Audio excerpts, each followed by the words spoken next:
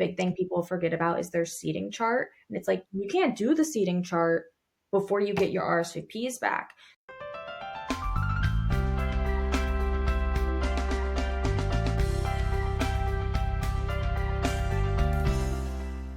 I think too, there are so very many details that have to come together on the wedding day. I think most couples don't necessarily realize the volume of work that is to be done. Can you speak to that a little bit about what really this 2 months?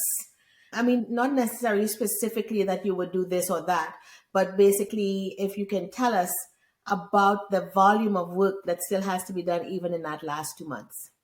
Sure. I mean, the last 2 months is when the final decisions get made. So you Mm. have to start thinking about the last couple of things. And I think that a lot of people are doing their planning before the 2 months and they're like, oh, well, I'm done.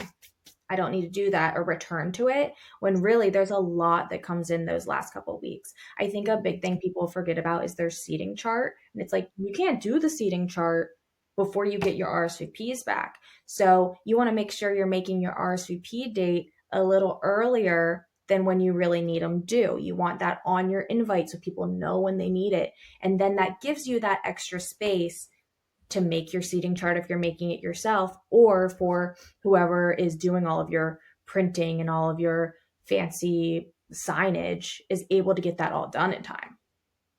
Absolutely. And again, from a catering perspective, when that seating chart isn't done well, the difficulty that we have in getting your guests served appropriately is if you're having a plated meal, if you're having a choice, if you've a choice of entree, if you have Yep. special meals to be delivered for dietary considerations and so on. Right. I can't imagine that anybody wants their wedding to look like a mess when the waiters come out and they can't give away a plate to somebody because everybody's saying, no, that's not for me. They should know precisely who the meals were for, and that's part of your seating plan. But then Yep. that's just for me as a caterer. From the catering perspective,